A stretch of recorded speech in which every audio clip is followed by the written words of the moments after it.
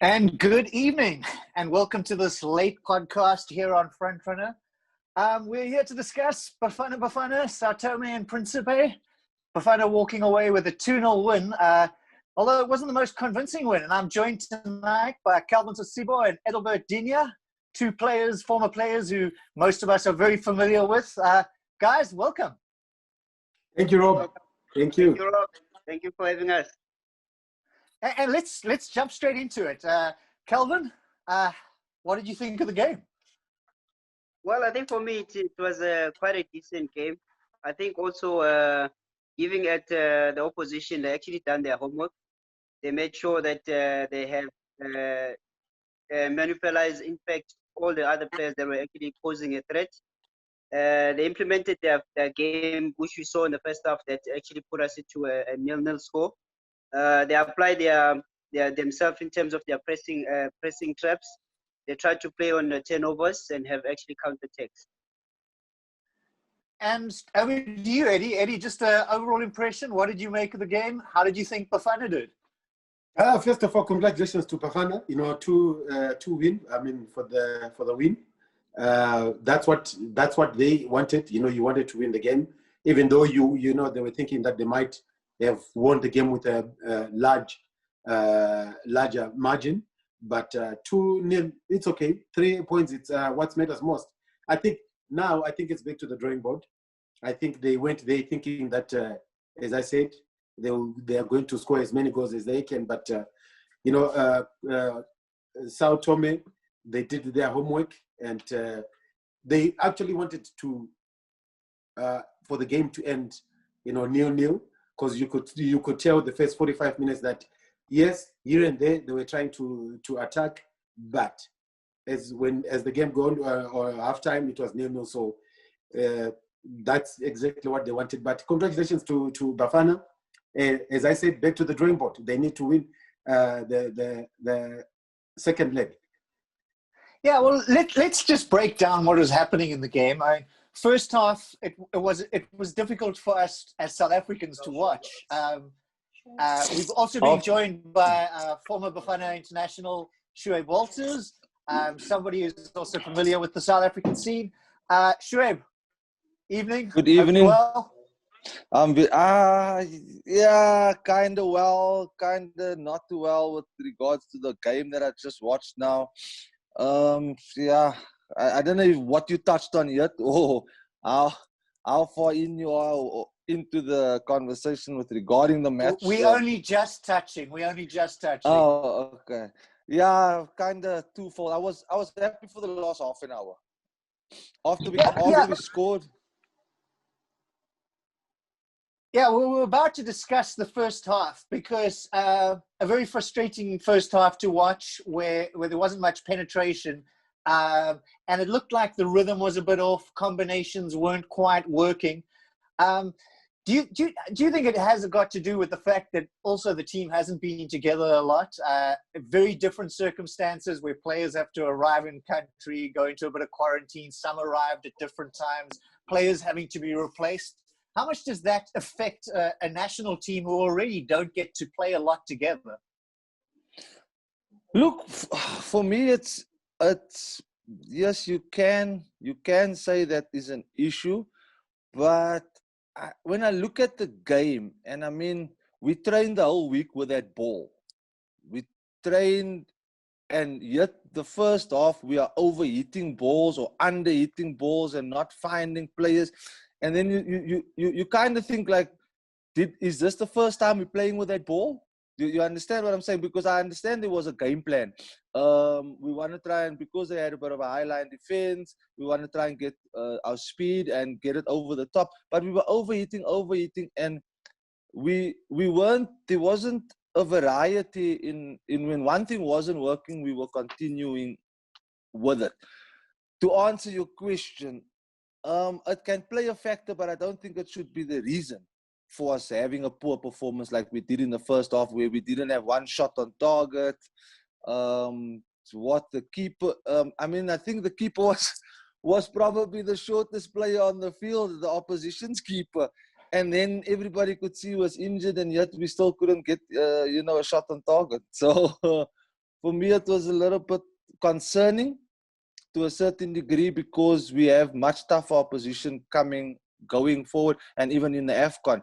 And do we look, and I think for me, is the question that I asked myself is, do we look like a country or a team that can compete to win the AFCON? Because that is what our goal should be.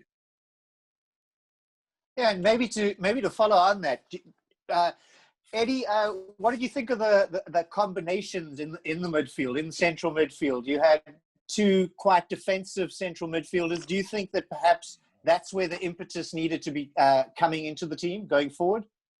I think, Rob, when you're playing at home, you need to score as many goals as you can. And yet I was also asking myself that, when you're playing at home, why are you playing with two defensive midfielders instead of making at least to play with two attacking midfielders, so that you add more punch up front and then you create those chances, you score as many goals as you want.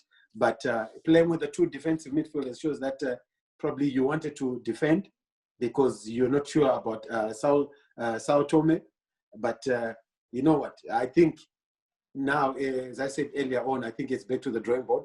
They need to really dig deep and say, okay, how can we beat Sao Tome?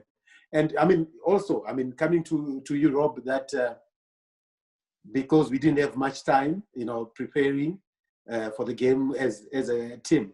But I would ask this question that I think everyone that has played tonight, they've played together again for the national team for a couple of games. So that shouldn't be a problem at all. That players should have gelled, should have known exactly what is it at stake, because they understand each other, they know how to play as a nation. But first half it was disappointing. Calvin, I'll move on to you and just say, with that first half, did it look like Tome was the team that arrived last night, or did it look like Bafana arrived last night? Yeah, definitely. But I think the positive that you need to actually look at in terms of the game is more or less maybe, yes, the combinations maybe were not working that fluid, but at the end of the day, even Sao Tome, they also had a very good defensive block, which is also, we tried to manipulate it by going on the side, which is we had some of the chances actually on the right on the Mokoena side. Even the Dolly wasn't that much of effective, but the speed actually worked in order to break in the lines. But now again, when it comes to the middle, I think the system that they try to apply, they use two pivots, which is they play two center mids dropping in between the Hlajwayo for them to let the fullbacks to push up. So then they add a numerical advantage in the middle, because they overloaded the middle so that they were able to press quickly when Sao Tome actually has the ball. But now the disadvantage on that became what?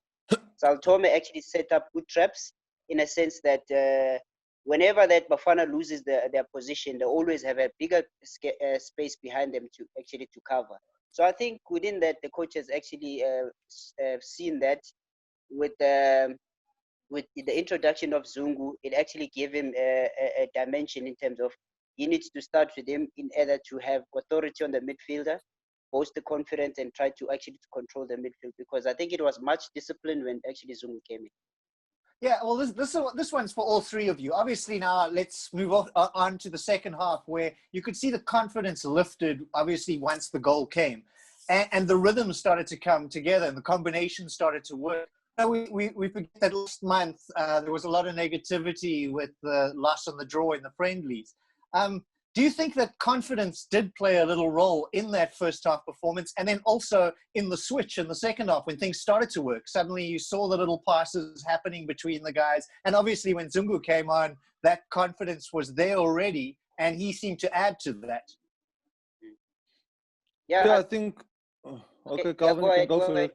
Go ahead, Jay. No, okay. No. For me, it was. I think it was just after the goal that we started playing, and I think Zungu's type of play is something that we need in the Bafana team. As in, he finds the forward pass and he has the confidence of bringing in the other midfielders in the Tembazwani or Percy Tau. Whereas when it was Dean and Mahocho, it was more sideways passes or the long passes. And that is why I think in games like this, if you can still, like Sosi is saying, you have a tight block, but you can unlock them with short 1-2s inside that block. So for me, is Zungu, I think, should have maybe started if we had known, and we knew that they were going to play with a tight block, because that's how they played against Ghana. Ghana also scored a penalty late in the game. So for me, is we knew that, and we knew we were going to need a combination plays. And to ignite the combination play, you need a midfielder that is going to have confidence with playing that ball in between the midfield and the defense of the opposition. So I think maybe Zungu should have started, because he is probably one of the better passers of the balls with Mahocho. But I mean, that forward pass and finding those Manyamas, Tembazwanis, bringing them into the game. So for me, I think maybe we should have started with him. I'm guessing that he did only, unfortunately, arrive on Wednesday, I think, with the team. So that may have played a reason as well why he may not have started. Yeah, but Rob, the opposition arrived last night, and look how well they played. Any other positives we can take from that? I mean, obviously, Percy Tau always, when his confidence is up, starts making things happen. And that really is what changed the game, was that the penalty and getting the foul. Yeah, look, Rob, I think for me, okay. I think Rob, Right. but I think Rob, for me, Percy is proving now and again in terms of the type of player he is. He's more influential. He's a player that actually breaks the lines. He's a player that always wants to seize that moment, wants to score. Like, because his records now will actually tell you he's on double figures already. So that actually shows you as a player, even that he's not that young, but at least he's coming forward, he's raising his hand, he always wants to give a positive for the team. And which is actually like a great point to see people at his age trying to raise their hand and actually being part of the national team, trying to get us a positive result. So within that said, I think there's much actually that we can actually get from Percy, and he always try by all means to actually to get us to give us that edge in terms of influencing the game. Eddie, you wanted to say? Yeah, I wanted to say that I agree with Shoaib. I mean, regarding Bongani Zungu. Sorry, I think you see the kind of passes that Percy was trying to give to Kiketoli and Zwane. I think those are the type of passes that Zungu should be able to give to Percy Tau, and Percy Tau should be able to finish. I think if Zungu had started the game, you know, with those kind of passes that Shoaib was talking about, I think Percy should have scored many goals. I think also, just to add on Eddie, I think it makes sense again, because Zungu, Percy, they know each other from Sunday. So I think he knows the type of players that they are, where would they like to receive the ball, how their runs are, because he kept on finding them easy then compared to other players. Not that you're trying to single out other players, but I think for me, it actually made sense in terms of how he placed the ball to their feet, how he wants them to receive the runs that he was making, even though Percy Tau was fairly quick in terms of compared to the defense of Saltamo. But again, I think he could have actually timed his run quite well, or delay a little bit, because for me, I think he actually left them for dead in terms of speed. So I think if he can actually, on the second round when he plays, I think what he needs to work on more is actually timing off his runs, because he makes nice pocket runs and runs behind defenders off the shoulders to get into the box. Shoaib, I'm going to put you on the spot now. Your former captain, Lebo Manyama, playing up front as a striker. How do you think that worked out? I'm someone who's been a Lebo fan, but I'm not 100% sure if it was the right decision, but it might come down to the lack of natural strikers in the squad. Yeah, I think it is. It definitely is. But for me, it didn't work. And I think with what we were trying to do in the first half, had he done a bit better, I think we could have had a little bit more continuity and fluidness in our play, because you needed somebody to hold up the ball. His touches was out, but also he's playing in a very unfamiliar position. And for your national team, I understand. Yes, you can train it for the week, but I just wasn't happy. What I would have rather wanted was rather play Percy up front. And then we just try and, you just play, because we were trying to play balls over the top and use speed.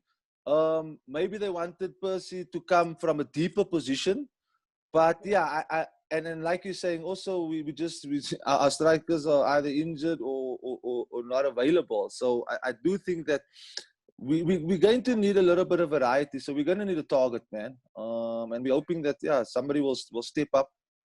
That's not injured or that is available, and actually raise their hand and say, I am available, and we can have that as an option, because we're definitely going to.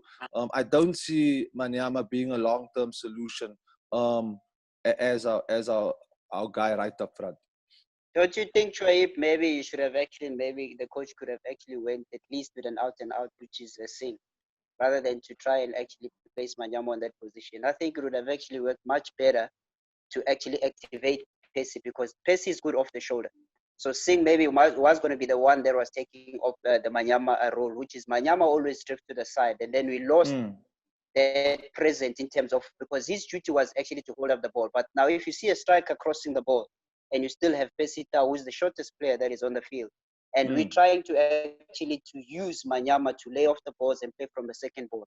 And then I don't know what was the game plan about, because I know a natural striker would know in terms of once they lose position, the first thing that they do, it's either they press, because what they were trying to do, they were trying to close Tome from actually starting from the back, which is, they were not that good from starting from the back. But I think we became a little bit clumsy in terms of our pressing, because we allowed them few times to actually to break us and then actually make those forward runs, because that's what they were targeting, to actually play on the counter attack. Scumbuzo, definitely. Scumbuzo in one of the comments says that he would bring in Luther Singh and Bongani Zungu. Are there any other changes you guys would suggest possibly making for the second game, or would you go with those? I think for me, I'll actually go with, I'll still keep Tlacho at the back, and I'll also just introduce Deruk. I was going to start with Tlacho and Deruk for me, for consistency's sake, and I think for those two centre backs, would actually have a good relationship building up to the next game. Yes, I would agree also with Singh and Zungu. As I've said again, that Zungu actually has that authority, and then is one of the experienced players, as Eddie and Shoaib has alluded, that he actually gives us that forward pass play. He tries and initiate a forward movement. I think that's a plus for us, because that's what we needed more than going sideways. But Eddie, do you think any other changes? What's Kelvin? Sorry, what's wrong with what's his name? Is it Lebu that was playing with things? That's why today. Lebusa. Musa. Yeah. Yeah, for me, no. I think it also gave Bafana balance, because he's a left centre back rather than putting a right centre back. This is my problem when you have two. You got a natural left foot back, and you also have a centre back that is right footed. Lebusa was drifted more into a left position, which was applying himself more than a left back. And that's why now that number 10 was able to actually hold up balls to actually to ask Tome to actually to join in the attack, because what they were relying on a counter attack. So on their counter attack, he became active because he was too slow to recover to come back into a central position, which is every time when they're trying to play. Remember, you had Maela who was pushing too high up, and we had also on the other side Mokoena who was pushing too high up. And every time on the overturn, you always get caught because the balls were playing behind him. So now that forces Tlacho to be sprayed and leave what's this player's name now?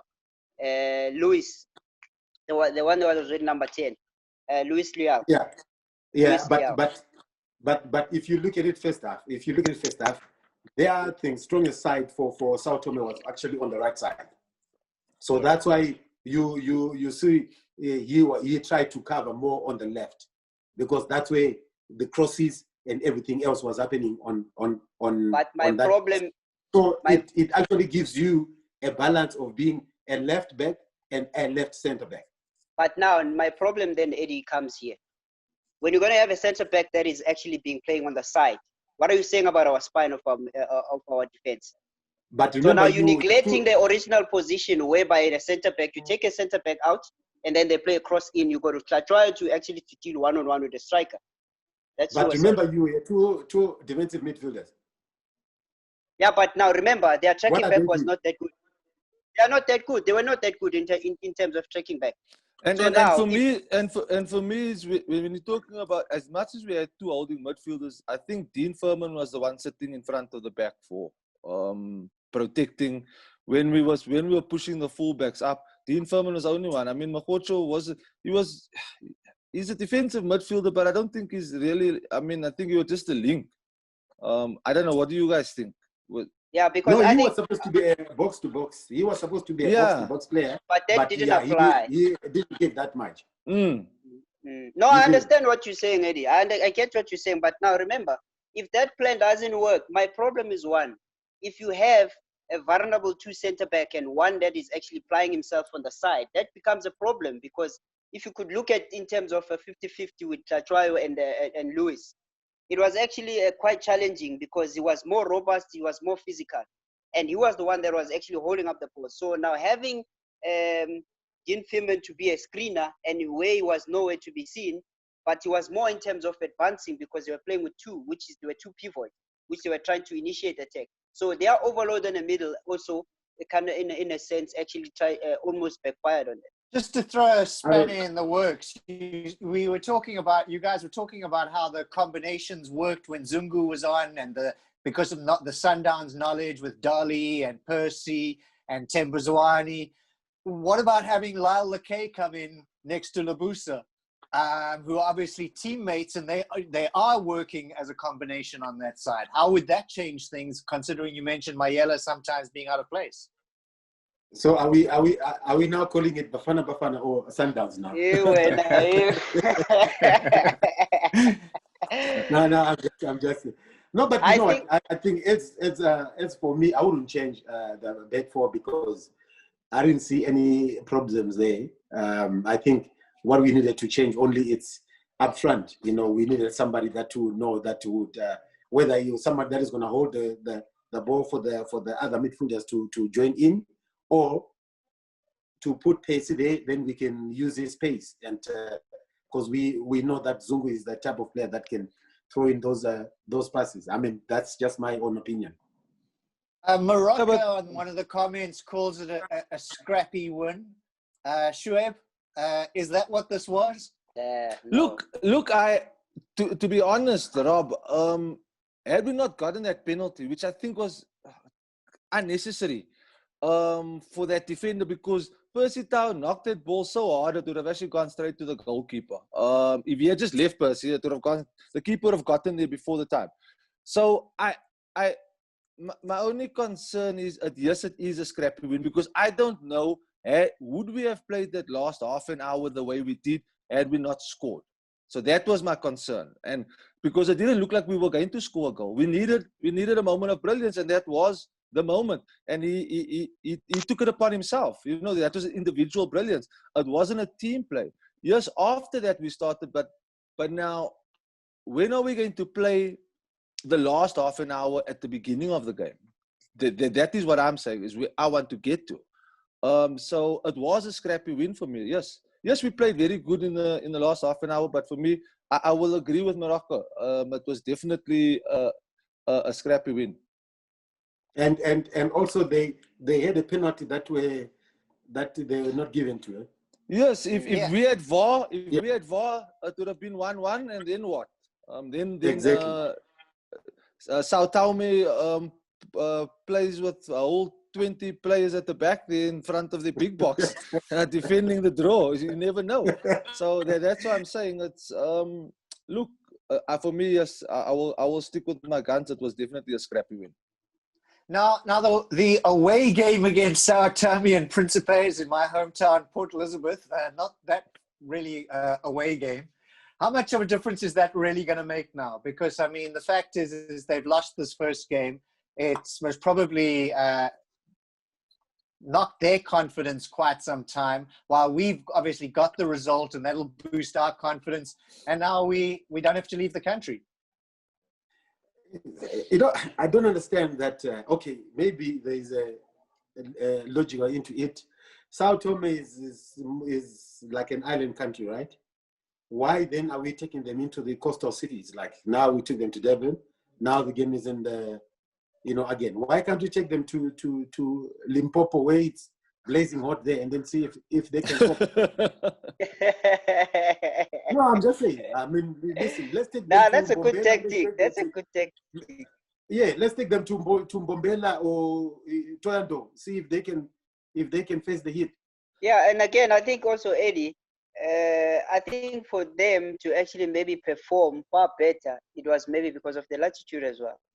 Because Exactly. they actually shown to be more fresher than the Bafana team. So I think, again, also on that one, I think it's right. Maybe if we should have taken them to another destination, we would have actually have maybe more goals, because everybody actually was looking for more goals to be scored on this game. Junior asks a question that I think, Shuaib, you kind of answered at the beginning. Do you see us winning the AFCON when you watch performances like this? Yeah, you see, that is the yeah, Junior. Yeah, I did actually. I asked myself that question while I was watching the game. The first 45 minutes, definitely not. We showed glimpses after we scored, but now we're never going to start the game 1-0. So how are we going to change our mentality or our way of play? Yes, there was a bit of urgency. With our play, we were looking like we had the right attitude, but I just don't think that we played. Was it according to plan? Yes, we were trying to, you know, get a bit of speed behind. Yes, we were trying that. We didn't accomplish it, but then it didn't work. And then why didn't we change it? Why didn't we try something different? Why didn't we slow the game down a bit? It was just looking like 100 miles per hour. It looked very similar to some of our PSL games that we've been watching recently. So I don't want to be the biggest critic, but we also have to look at, you want to see a future. You want to see that, hey, we can go and compete, and I just don't see that. I think also for me, again, Shoaib, maybe there was too much pressure, in fact, on the guys to score more goals. You know, there's a game that we always play as footballers in training, whereby there's one team where it's 9 versus 11, and then they say you are 2-0 down. And then maybe they were trying to salvage from this, they were trying to actually to get more goals so that they can put themselves in a better position. And I think that psychologically always works on you, and when you find that now, the team that is actually far lesser disadvantaged is actually the team that performs far better, because psyche says now we need to score 4-5 goals in order to put ourselves on the front foot. So now when you are in that position, it becomes a little bit damaging. Yes, as you're right, there are quite glimpses of good hope in terms of the guys gelling together and coming up well. But now again, we have to look at it. Now, why am I actually saying that is due to the point that because after we scored, this is when we look like we want to play. This is when we look like we're going to have actually more goals. Even the introductions of the substitutes that were made. Guys started coming alive. Forward passes, pressing started happening. You know, all of that. Yeah, yes, I understand that. But for me, you can score 4 goals in 15 minutes. So why are you rushing to score that first goal, but yet the first 45 minutes there wasn't one single shot on target?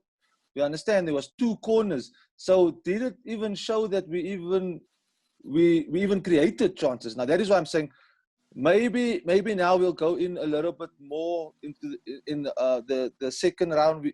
We're gonna go in with a little bit more confidence.